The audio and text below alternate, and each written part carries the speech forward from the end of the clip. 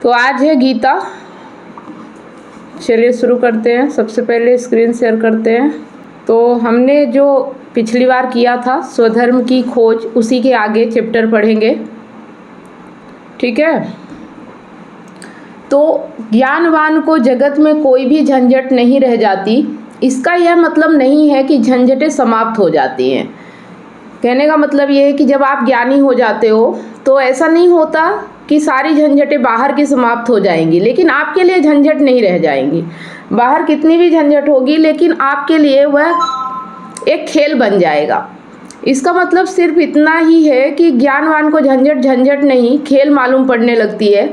अगर उसे ज्ञान हो जाए तो वह यह ना कहेगा कि इस भयंकर कर्म में मुझे क्यों डालते हैं, क्योंकि जिसे अभी कर्म भयंकर दिखाई पड़ रहा है उसे ज्ञान नहीं हुआ। क्योंकि ज्ञान हो जाए तो कर्म लीला हो जाता है, ज्ञान हो जाए तो कर्म अभिनय एक्टिंग हो जाता है।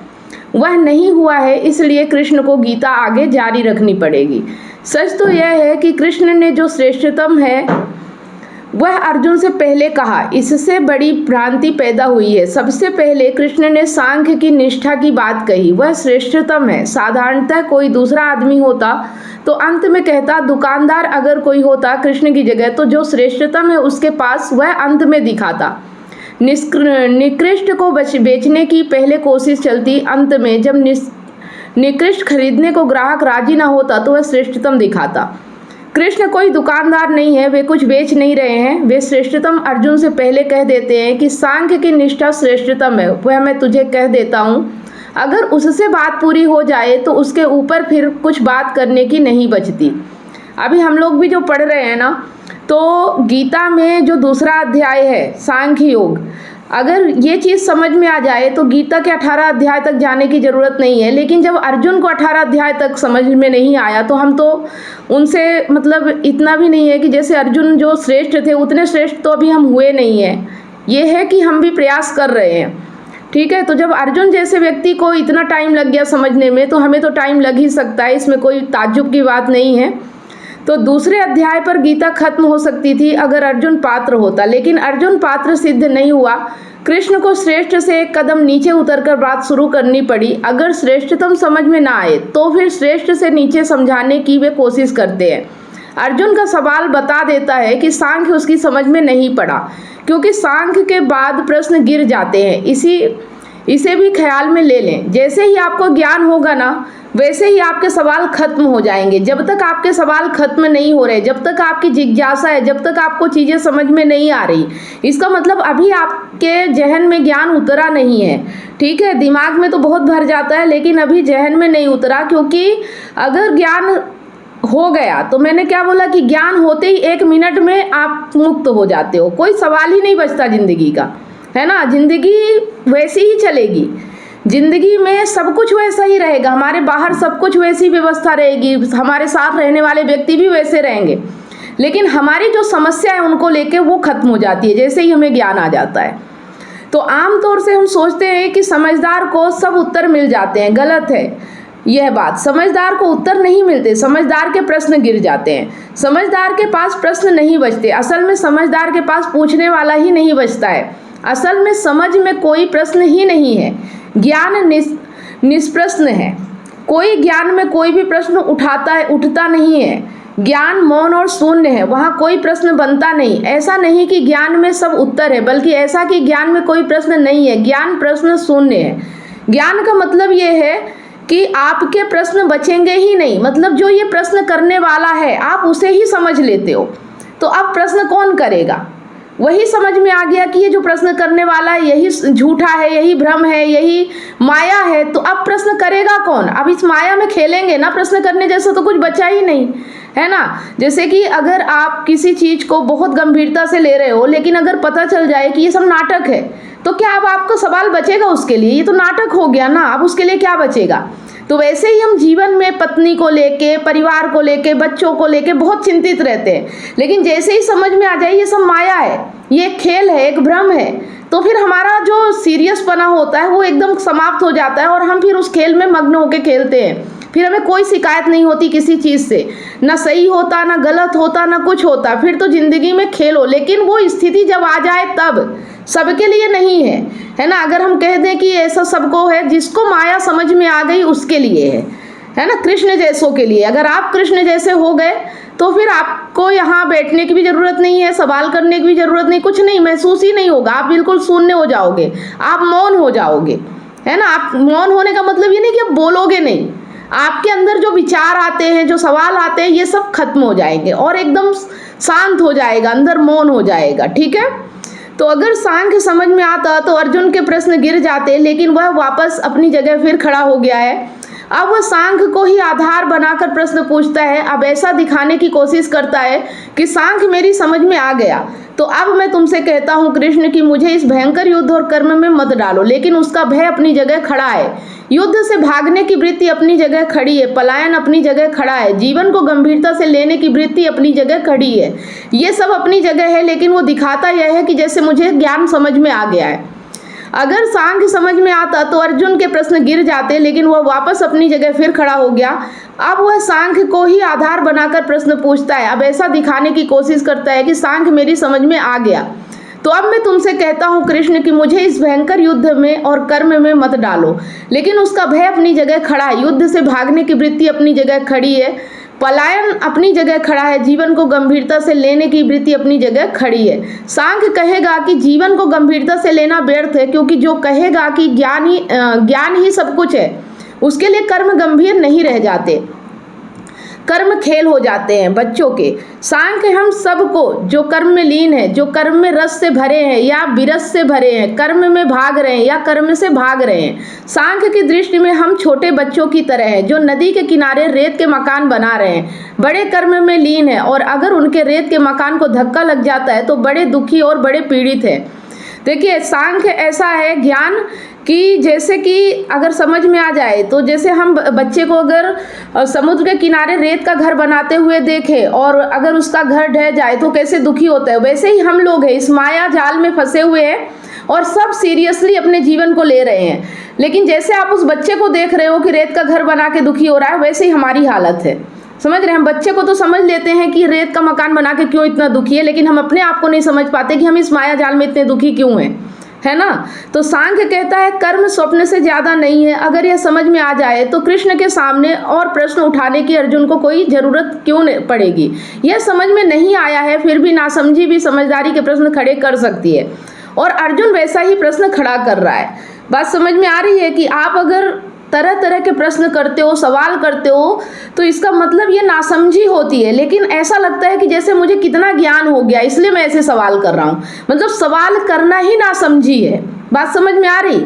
तो अब ऐसा मत कीजिए कि मैंने कहा कि सवाल करना नासमझी है तो आप लोग सवाल करना ही बंद कर दो, ये चीज़ मत करना। नहीं, इससे ज़्यादा नासमझी और कुछ नहीं होगी, क्योंकि सवाल करोगे तो शायद अपनी नासमझी को समझ पाओ, लेकिन अगर आप सवाल ही नहीं करोगे तो शायद आप कभी भी ना समझ पाओ और ज़िंदगी भर ऐसे ही फंसे रह जाओ, है ना। तो सवाल बहुत ज़रूरी है। जब तक आप अभी सवाल करने के लायक हैं, जब तक आपके मन में सवाल आ रहे हैं, एक मिनट,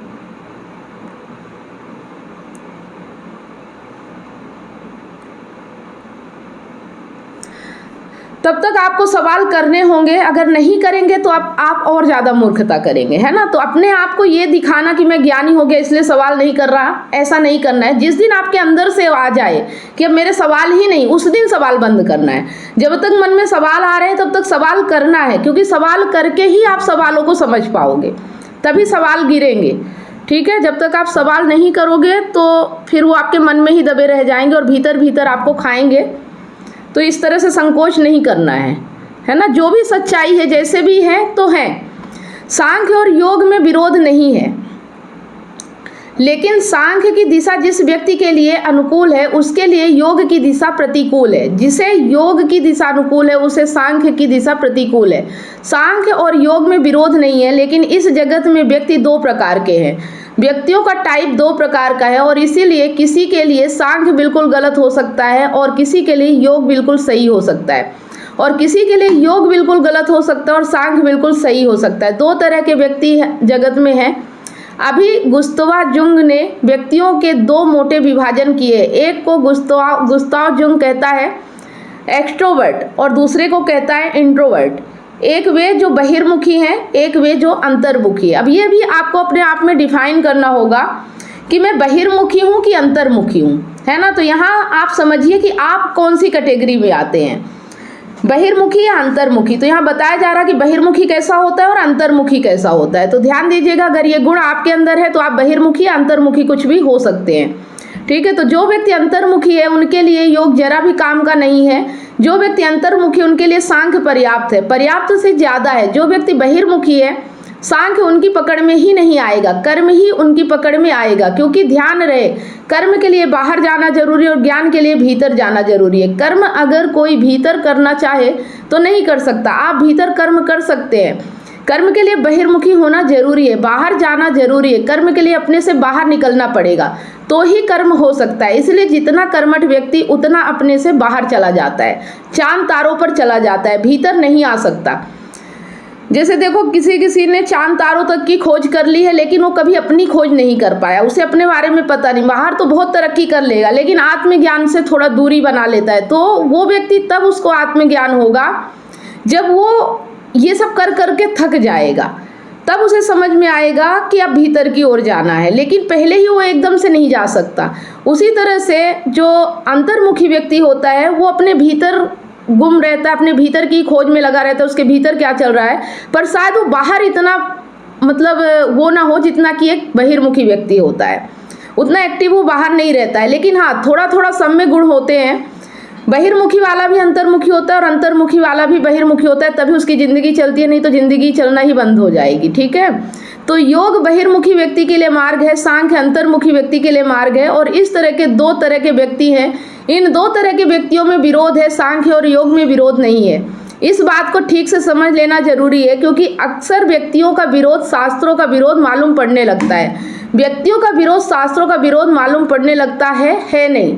मतलब हम व्यक्ति का विरोध करते हैं, शास्त्रों का विरोध नहीं करते। लेकिन ऐसा लगता है कि जैसे हम शास्त्र का विरोध कर रहे हैं, कि कोई भक्ति कर रहा है तो कोई ज्ञान मार्ग में चल रहा है, तो इन दोनों का विरोध है। नहीं, व्यक्तियों का विरोध है।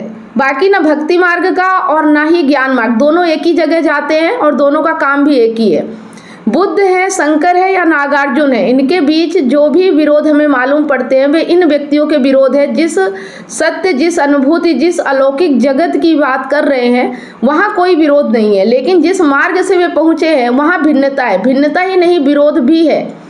मान लीजिए आपको एक मंदिर या कहीं ऐसी जगह जाना है जो मंजिल है, लेकिन उसके रास्ते दो हैं, पर दोनों रास्ते एक ही जगह जाके मिलते हैं। अब ये देखना है कि कौन व्यक्ति किस रास्ते पे चलता है। लेकिन दोनों रास्ते पे चलने के लिए ईमानदारी होना बहुत ज़रूरी है। अब जैसे एक बहिर्मुखी व्यक्ति है तो उसके लिए धर्म सेवा बनेगी, अंतर्मुखी व्यक्ति है उसके लिए धर्म ध्यान बनेगा। अंतर्मुखी व्यक्ति के लिए सेवा की बात एकदम से समझ में नहीं आएगी, बहिर्मुखी व्यक्ति के लिए ध्यान की बात एकदम से समझ नहीं आएगी कि भीतर डूबकर क्या होगा। जो भी है करने का बाहर है, जो भी होने की संभावनाएं बाहर है। ये दो तरह के व्यक्ति हैं मोटे हिसाब से। आमतौर से कोई भी व्यक्ति एकदम एक्सट्रोवर्ट और एकदम इंट्रोवर्ट नहीं होता, ये मोटे विभाजन है। हम सब मिश्रण होते हैं, कुछ अंतर्मुखी कुछ बहिर्मुखी। मात्राओं के फर्क होते हैं। कभी होता है कि 90% व्यक्ति बहिर्मुखी होता है, 10% अंतर्मुखी होता है। अब आप देखिए कि आप क्या हैं, अंतर्मुखी हैं या बहिर्मुखी। बहिर्मुखी व्यक्ति अपने आप की बातें कम करता है, वो लोगों की बातें ज़्यादा करता है, दुनियादारी में ज़्यादा व्यस्त रहता है। और जो अंतर्मुखी व्यक्ति होता है वो अपने में ज़्यादा रहता है, दूसरों से कम बातचीत करता है, दूसरों से मतलब कम रखता है, अपने काम से काम रखता है। तो अब आप देखिए कि आप बाहर ज़्यादा एक्टिव रहते हैं या आप एक कमरे के अंदर अगर बंद हैं तो आप ज़्यादा खुश रहते हैं, या फिर आप 10 लोगों के बीच बैठना उठना पसंद करते हैं, आपको वही चीज़ अच्छी लगती है। या बाहर के जिन कामों में आप एक्टिव रखते हैं, लेकिन अगर कोई आपको कह दे कि 1 घंटा किताब पढ़ना है तो आपको बोरिंग लगने लगता है। तो आपको ये समझना पड़ेगा कि आप किस व्यक्तित्व के व्यक्ति हैं। आमतौर से व्यक्ति मिश्रित होते हैं, ऐसा बहुत कम होता है कि व्यक्ति शुद्ध रूप से अंतर्मुखी हो, क्योंकि शुद्ध रूप से अंतर्मुखी व्यक्ति एक क्षण भी जी नहीं सकता। भोजन करेगा तो बाहर जाना पड़ेगा, स्नान करेगा तो बाहर जाना पड़ेगा। अंतर्मुखी व्यक्ति अगर 100% हो तो तत्काल मृत्यु घटित हो जाएगी। मतलब अंतर्मुखी का मतलब ये नहीं कि एकदम आप भीतर ही भीतर रहेंगे, बाहर तो जाना पड़ेगा, जैसे ड्यूटी करना है, खाना खाना है, घर बनाना है, कपड़े पहनना है, इसके लिए तो आपको कमाना पड़ेगा। तो जितना ज़रूरत होता है वो उतना ही करते, ज़रूरत से ज़्यादा नहीं करते। लेकिन जो बहिर्मुखी व्यक्ति होता है वो ज़रूरत से ज़्यादा बाहर रहता है, वो बिना मतलब के भी बाहर ही भटकता रहेगा, है ना। तो बहिर्मुखी व्यक्ति भी अगर 100% हो तो तत्काल मृत्यु हो जाएगी। और कभी कभी ऐसा होता है कि बहिर्मुखी भी ज्ञान लेता है, अगर वो जाने ना तो भी तत्काल ही समाप्त हो जाएगा, सिर्फ बाहर ही बाहर नहीं भटक सकता। तो दोनों क्वालिटी होती है, बस ये देखना है कि ज़्यादा कौन सी है, ठीक है। तो क्योंकि निद्रा भी चाहिए जिसमें भीतर जाना पड़ेगा, विश्राम भी चाहिए जिसमें अपने में डूबना पड़ेगा, काम से छुट्टी अवकाश भी चाहिए, मित्रों प्रियजनों से बचाव भी चाहिए, अन्यथा उसका अपने अंतर जीवन के स्रोतों से संबंध टूट जाएगा और वह समाप्त हो जाएगा। इसलिए यह जो विभाजन है सैद्धांतिक है, व्यक्ति व्यक्ति में मात्राओं के फर्क होते हैं। 90% कोई व्यक्ति बहिर्मुखी हो सकता है, 10% अंतर्मुखी हो सकता है।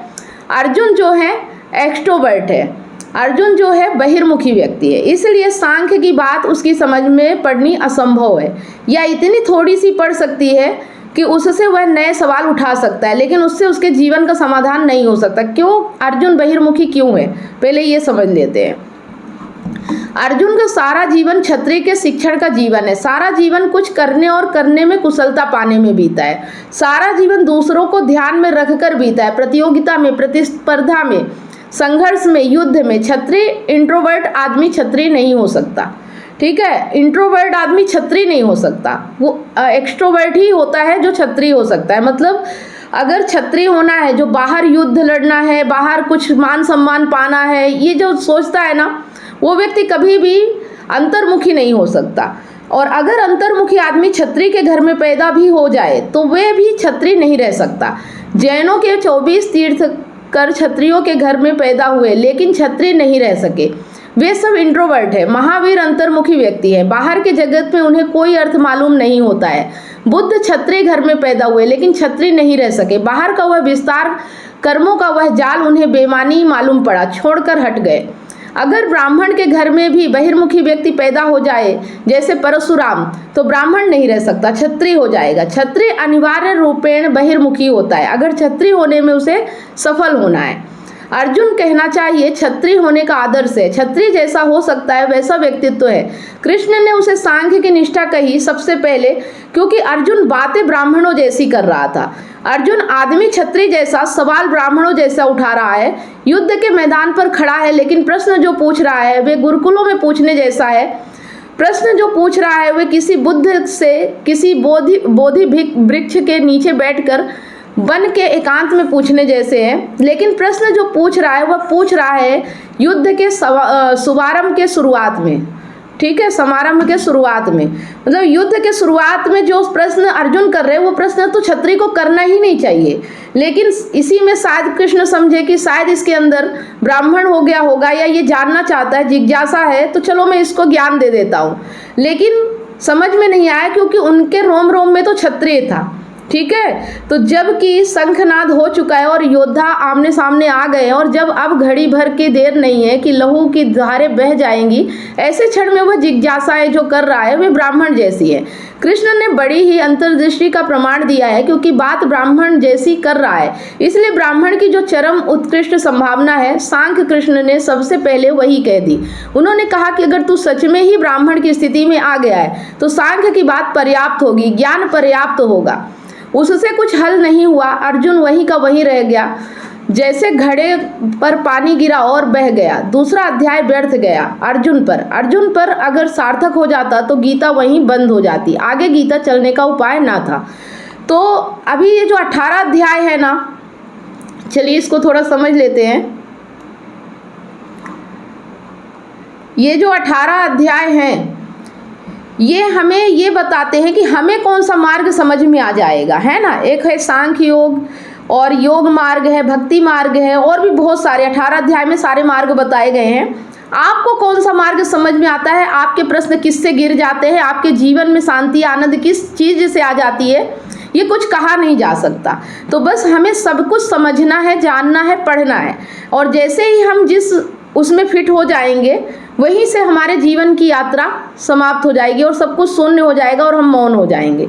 ठीक है, तो वो पल कब आएगा? अगर अभी तक आ गया होता तो सवाल ही नहीं होते। सवाल है, जीवन में विचलता है, जीवन में विचार आ रहे, अभी भी मन विचलित हो रहा है, इसका मतलब अभी समझ में नहीं आया है। ठीक है, ये हमारे मतलब एक तरह से समझने की प्रक्रिया है कि जब तक हम अभी जिज्ञासा में हैं, जब तक हम अभी विचलित हैं, तब तक अभी ये ज्ञान हमें समझ में नहीं आया। जिस दिन ज्ञान उतर जाएगा ना, उस दिन फिर हमारे जीवन का सारा जो भी विचलन है, जो भी ये विचार हमें परेशान करते हैं, ये सब खत्म हो जाएगा। ठीक है, हम फिर अपने आप में हो जाएंगे, हमें फिर किसी से शिकायत नहीं होगी, हमें किसी के कहने का बुरा नहीं लगेगा, किसी के व्यवहार से हमें कोई पीड़ा नहीं होगी। तो ये सब तभी होगा जब हमें वास्तव में समझ में आ जाएगा कि हम कौन हैं। ठीक है, यही जानना है कि हम कौन हैं। और ये जानने की प्रक्रिया में आप कोई भी तरीका अपना सकते हो, लेकिन ये जो कृष्ण के गीता के 18 अध्याय हैं, इनसे तो गुजरना ही पड़ेगा, तभी आप समझ पाओगे। कोई भी मार्ग है तो ज्ञान से ही गुजरना पड़ेगा आपको, ये तो समझना ही है। ठीक है, क्या आप अपने पार्टनर की बेवफाई से टूट चुके हैं? क्या विश्वास टूटने से आपकी ज़िंदगी और आपका करियर दांव पे लगा है? विश्वास की कमी, डिप्रेशन और अकेलापन आपको घेर रहे हैं। आप अपने हस्बैंड, वाइफ या सहकर्मियों पर भरोसा नहीं कर पा रहे हैं, लेकिन अब यह दर्द खत्म हो सकता है। मैं कमलेश सोनी पिछले 8 वर्षों से हजारों रिलेशनशिप्स पर काम किया है और कंसल्ट करके उनके साथ उनकी प्रॉब्लम पर साथ मिलकर जो भी समाधान हो सकता है हमने किया और 100% गारंटी के साथ समाधान मिला और आज वो खुशी से जीवन जी रहे हैं। और मेरा मिशन है आपको निराशा से निकालकर खुशहाल जिंदगी की ओर ले जाना। मेरा 90 दिन का विश्वास और रिकवरी सिस्टम आपकी ज़िंदगी बदल देगा। हमारे एक्सपर्ट्स कोचिंग, कंसल्टिंग और हीलिंग के साथ अपने रिश्ते में विश्वास और प्यार वापस लाएं, डिप्रेशन और अकेलापन से मुक्ति पाएं और अपनी मैरिड लाइफ और करियर को नई उड़ान दें।